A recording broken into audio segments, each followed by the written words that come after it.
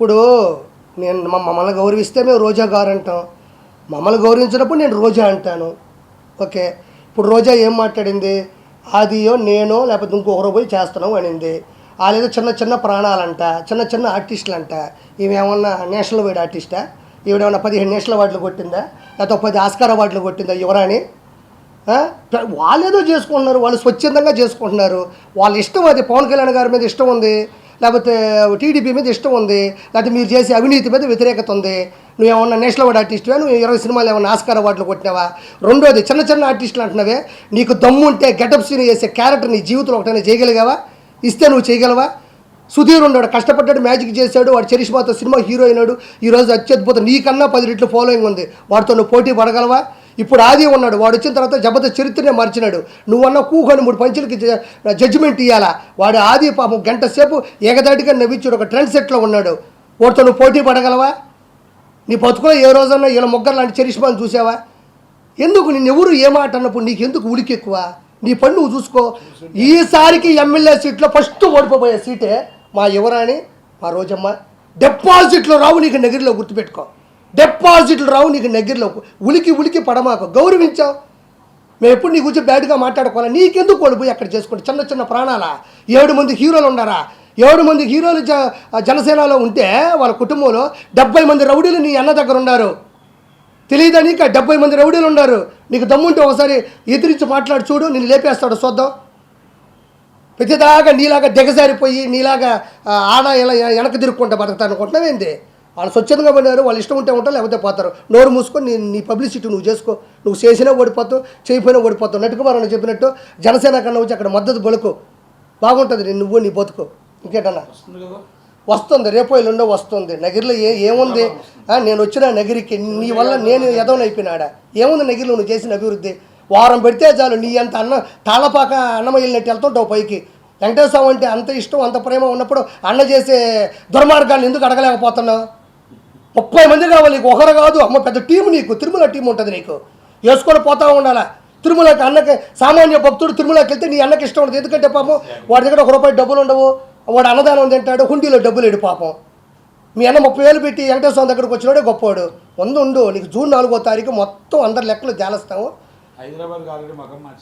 హైదరాబాద్ మారుస్తుంది. జగన్మోహన్ రెడ్డి లండన్ అని పెట్టుకున్నాడు, ఎందుకంటే అదే లండన్లో విజయమాల్య ఉన్నాడు. దొందే 2 ఒకటే. అందరికీ నమస్కారం. నేను కిరా కార్పేని. ఇప్పుడు నేను ఆంధ్ర రాజకీయాల్లో తిరుగుతూ ఉన్నాను. నెల్లూరు సంబంధించినటువంటి వేమిరెడ్డి ప్రభాకర్ రెడ్డి గారు, ప్రశాంత్ రెడ్డి గారు ఈ మధ్యకాలంలో కొంచెం తెలుసు. నేను ఎట్టంటే నాకేమో రాజకీయ అనుభవాలు లేవు, రాజకీయాల పదవులు కాదు. వాళ్ళిద్దరూ వేమిరెడ్డి దంపతులు ఇద్దరు కూడా నెల్లూరుకి ఒక బాగా చదువుకునే పిల్లకాయలు, ఇంట్లో పరిస్థితులు బాగాలేకపోతే పూర్గా ఉండే పిల్లకాయలను కూడా ఉచితంగా చదివిస్తున్నారు. వాళ్ళకి ఉచితంగా హాస్పిటల్ పెట్టారు, కోట్ల రూపాయలు ఖర్చు పెట్టి. అదేవిధంగా ఉమ్మడి నెల్లూరు జిల్లాలో 10 నియోజకవర్గాల్లో 38 మండలాల్లో కూడా వాళ్ళు 130 వాటర్ ప్లాంట్లు పెట్టి 24 గంటలు సర్వీసింగ్ వెళ్తున్నారు. సర్వీసు కూడా ఉంటుందన్నమాట. ఆ విధంగా వాళ్ళు నెల్లూరుకి చాలా చేసినారు. వాళ్ళు చదువుకునే వాళ్ళ దగ్గర పనిచేసే వాళ్ళకు కూడా ఉచితంగా వాళ్ళ పిల్లకాయలకి చదువును అందిస్తున్నారు. సో ఇలా ఒకటే కాదు, తిరుపతిలో క్యాన్సర్ యూనిట్ స్క్రీనింగ్ బస్సును కూడా ఇచ్చినారు. ఈరోజు మొన్న శ్రీశైలం కావచ్చు, లేకపోతే కుల మతాలకు అతీతంగా ఏ పండగైనా సరే వాళ్ళ డబ్బులతో అక్కడ నెల్లూరులో పండగ జరగాల్సిందే. వాళ్ళు వివాదరహితులు, సౌమ్యులు, వాళ్ళు చాలా మంచి వ్యక్తులు, గొప్పవాళ్ళు. వాళ్ళు ఈరోజు ప్రత్యక్ష రాజకీయాల్లోకి వచ్చారు కాబట్టి వాళ్ళతో నేను తిరగాలని వెళ్ళాను. సో అందరు దానివల్ల తెలియాల్సి వచ్చింది. సో వాళ్ళ మీద ఉన్న గౌరవం, ప్రేమ నన్ను నెల్లూరులో కొంచెం రాజకీయాల్లోకి వెళ్ళే అవకాశం నాకు దక్కిందంటే దానికి ఇప్పుడు మాట్లాడబోయే వాటికి సంబంధం లేదు. నేను హైదరాబాద్లో మాట్లాడుతున్నాను. సో ఇప్పుడు జగన్మోహన్ రెడ్డి అనే వ్యక్తి డిపాజిట్లు కూడా లేకుండా ఓడిపోబోతున్నాడు. ఆల్రెడీ పాస్పోర్ట్లు కూడా మొత్తం రెడీ చేసుకొని చెన్నై నుంచి చెన్నై వెళ్ళేవాళ్ళు, బెంగళూరు నుంచి బెంగళూరు వెళ్ళేవాళ్ళు, ముంబై నుంచి వెళ్ళేవాళ్ళు కూడా మొత్తం ఉన్నారు. విజయసాయి ఫస్ట్ మొదటగా ఓడిపోయే ఎంపీ సీటు నెల్లూరులో A2 క్యాండిడేట్ అయినటువంటి విజయసాయి రెడ్డి. అదేవిధంగా ప్రసన్న కుమార్ రెడ్డి ఓడిపోతాడు, బొత్స సత్యనారాయణ గారు ఓడిపోతారు, అనిల్ కుమార్ యాదవ్ ఓడిపోతాడు. ఇలా ఒక్కరు కూడా డిపాజిట్లు లేకపోకుండా అందరూ ఓడిపోవడానికి గల రీజన్ ఏంటంటే అందరూ కూడా రౌడీ రాజకీయాలని ప్రోత్సహించడం, గంజాయితో పిల్లకాయలను ఎంజాయ్ చేయమని చెప్పడం, దాంతోపాటు విచ్చలవిడిగా ఇసుక దందాలు, భూ కబ్జాలు, వాళ్ళకి ఇష్టం వచ్చినట్టు చేయడం, పిల్లకాయల్ని రెచ్చగొట్టడం, వాళ్ళ మీద రౌడీయిజం ప్రవర్తనలు చేయడం, ఈరోజు ఆంధ్రప్రదేశ్ ఏమాత్రం కూడా అభివృద్ధి చెందకుండా వెనకబడిపోవడం, అదేవిధంగా తను ఇచ్చిన మేనిఫెస్టో 2019 ఇచ్చింది ఒకటి కూడా చేయకపోవడం, జనాల్ని రెచ్చగొట్టి అదే పనిగా పేటీఎం బ్యాచ్లకు డబ్బులు ఇచ్చి ఇంట్లో ఆడవాళ్ళ మీద బూతులు తిట్టించడం, ఇవన్నీ కూడా జగన్మోహన్ రెడ్డి స్వయం కృపాదం అని చెప్పుకోవాలి. ఈరోజు ఓటమికి కారణం సొంత బాబాయిని కూడా ఆస్తి కోసం తన భార్య భారతీరెడ్డి ప్రోత్సాహంతో అవినాష్ రెడ్డి సహాయంతో సొంత బాబాయ్ వివేకానంద రెడ్డిని వెనక ముందు కూడా చూసుకోకుండా సొంత రక్తం కూడా తెలియకుండా చంపేసి ఆ రక్తాన్ని దగ్గరుండి చూడడం, సొంత చెల్లి షర్మిల గారు అంత కష్టపడి తను పార్టీ కోసం ఆయన జైల్లో ఉంటే గురువు గారు ఏమన్నా ఆవిడకి ఎటువంటి పదవి ఇవ్వకుండా ఒక మహిళను చూడకుండా ఆవిడని ఇష్టారాజ్యంగా తిట్టి ఏరే వాళ్ళకు డబ్బులు ఇచ్చి బెదిరించడం, ఇంకొక చెల్లి సునీత గారు కూడా చేస్తున్నా కూడా ఆవిడని కూడా బెదిరించడం, సొంత అమ్మ అంటే 5 సంవత్సరాల క్రితం ఫస్ట్ కత్తిపోటు, రెండోది వచ్చేసి గొడ్డలతో నరకడం, ఇప్పుడు కత్తిపోటు ప్లేస్లో రాయిని పెట్టాడు, ఇప్పుడు గొడ్డల ప్లేస్లో ఎవరిని చంపాలనుకుంటే ఒక్కరు కూడా దొరకడంలే. కులకరాయేమో కత్తిపోటు ప్లేసు, ఇప్పుడు చంపే ప్లేస్లో ఎవరూ దొరకట్లేదు. వాళ్ళ అమ్మేమో అమెరికాకి వెళ్ళిపోయింది, ఇంకొక ఆవిడేమో పుల్లు ప్రొటెక్షన్ కోసం ఇంకొక రాజకీయ నేపథ్యం ఎంచుకుంది, ఇంకొక ఆవిడేమో జనాలు అదిరుక్కుంటుంది ఆడ చంపేస్తాడని. అప్పుడు అంత అత్యంత దగ్గరగా ఉండేవాళ్ళు ఎవరు కూడా అతనిచ్చి పారిపోయి ఇప్పుడు చచ్చిపోతే మనోడు సీఎం అవుతాడు కానీ మనం చచ్చిపోవడం అవసరమా అని ఈరోజు చేయడం జరిగింది. వీటితో పాటు మేనిఫెస్టో పోగొట్టాడు, తర్వాత వచ్చేసి అందరికీ ఉద్యోగ అవకాశాలు అన్నాడు, ఒకడికే ఉద్యోగ అవకాశం లేదు. ఈరోజు జగన్మోహన్ రెడ్డి ప్రభుత్వంలో ఎంపీలు ఉన్నారు, మినిస్టర్లు ఉన్నారు, ఎమ్మెల్సీలు ఉన్నారు, ఎమ్మెల్యేలు ఉన్నారు, కానీ అంతకు మించి బూతులు ఎవడైతే తిడతాడో వాళ్ళకి పదవులు ఇచ్చి ప్రోత్సహిస్తున్నాడు. ఈరోజు నన్ను ఒక అమ్మాయి తిట్టింది, బూతులు తిట్టింది, మన భార్యని తిట్టింది, లేదా ఇంకోని తిట్టింది. ఈరోజు జగన్మోహన్ రెడ్డి అనే ఒక వ్యక్తి ఒక ఏవన్ను ఈ పేటీఎం కుక్కలకి ఇచ్చే డబ్బులు అభివృద్ధి మీద పెట్టున్నా కూడా ఈరోజు మంచి హాస్పిటల్ ఉండేటివి, స్కూళ్ళు ఉండేటివి, మంచి జాగృతి, మంచి సంస్కృతి ఉండేది. మన ఆంధ్రప్రదేశ్ కూడా ఒక రేంజ్కి వెళ్ళి ఉండేది. ఎంతసేపు ఇంట్లో ఉండే ఆడవాళ్ళు ఏం చేస్తారా, పిల్లకాయలు ఎందుకు త్వరగా పుట్టలేదు, వీళ్ళకి ఇంకా ఎందుకు పెళ్ళిళ్ళు అవుతున్నాయి, 3 పెళ్ళిళ్ళు ఎందుకైనాయి, ఈరోజు పవన్ కళ్యాణ్ గారికి 3 పెళ్ళిళ్ళు అంటున్నావు, దానివల్ల సమాజానికి ఇబ్బంది లేదు, వాళ్ళ కుటుంబానికి ఇబ్బంది లేదు.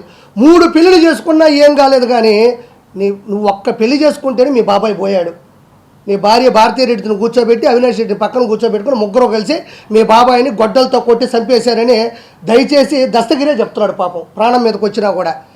కాబట్టి ఇవన్నీ ఒక అవకాశాలు అయితే ఇప్పుడుండే పరిస్థితుల్లో ఎక్కువ ఉండేది ఏంటంటే, నేను మాట్లాడదలుచుకుంది దయచేసి వినాలి.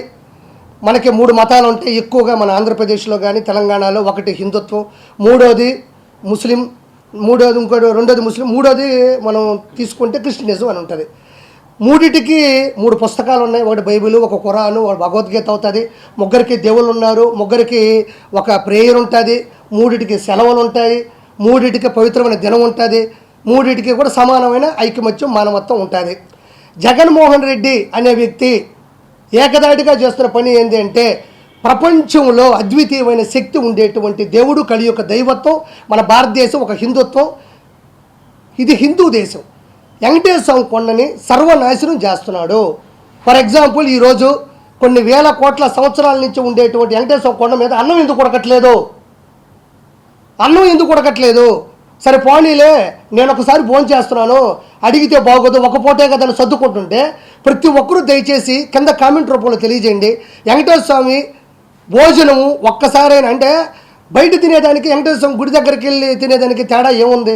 ఒకప్పుడు ఒక అద్భుతంగా ఉండేది ఆ పచ్చడి కానీ, ఆ ముందు పెట్టే లడ్డు కానీ, ఈరోజు అది పోయింది, వాంటెడ్గా చేస్తున్నాడు. ఒకప్పుడు తిరుమల దేవస్థానం యొక్క లడ్డు అంటే, ఆ లడ్డు మన ఇంటికి తీసుకెళ్తుంటే ఊళ్ళో వాళ్ళు వెయిట్ చేసేవాళ్ళు, ఒరే ప్రసాద నాకు వచ్చి అని.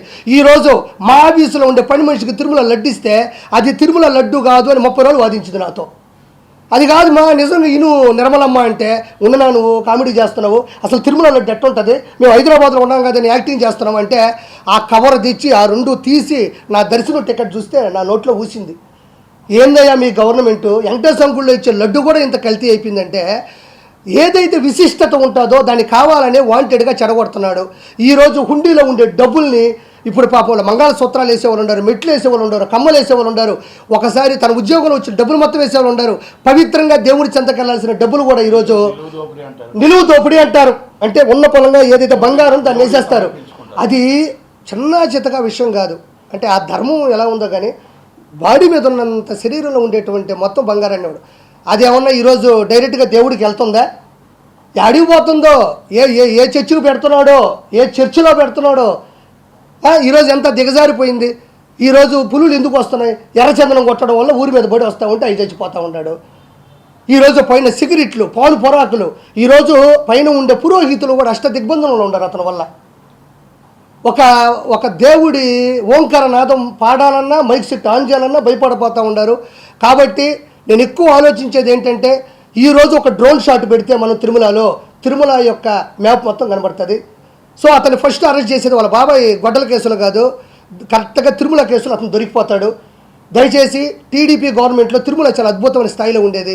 ఒకప్పుడు ఆ కార్డ్ రైస్ కానీ, ఆ సాంబార్ రైస్ కానీ, ఆ లోపల దొడ్లోకి వెళ్ళినప్పుడు వాళ్ళు పెట్టే కాఫీలు, టిఫిన్లు కానీ ఒక అద్భుతమైన స్థాయిలో ఉండేది. ప్రపంచం గర్వించదగ్గ అన్ని భాషలలో వచ్చేది అది.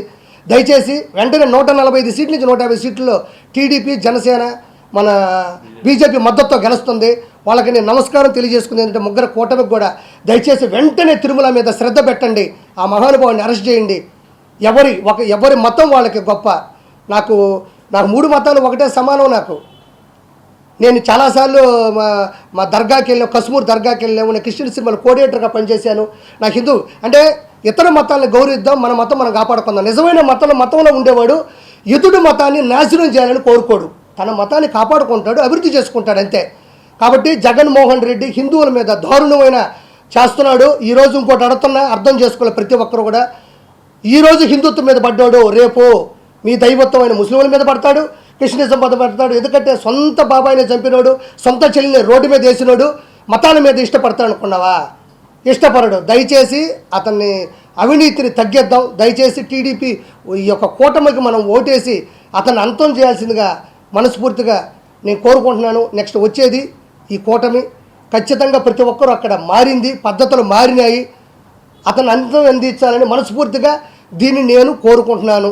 ఒక హిందుత్వంలో ఉండి దాన్ని నాశనం చేసినా పర్వాలేదు, మాకు జగన్మోహన్ రెడ్డి కావాలి అంటే హిందుత్వానికి మీకు మించిన అష్ట దరిద్రులు కానీ, మీకన్నా విలనిజం కానీ ఎవరికీ లేదు.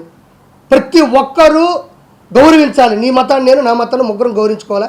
దయచేసి ఈ అంశాన్ని నేను ఎక్కువ జనాలకు తీసుకొద్దామని చెప్పి నేను ప్రెస్ మీట్ పెట్టడం జరిగింది అన్నయ్య సహకారంతో. అందరికీ కూడా థ్యాంక్ యూ సో మచ్.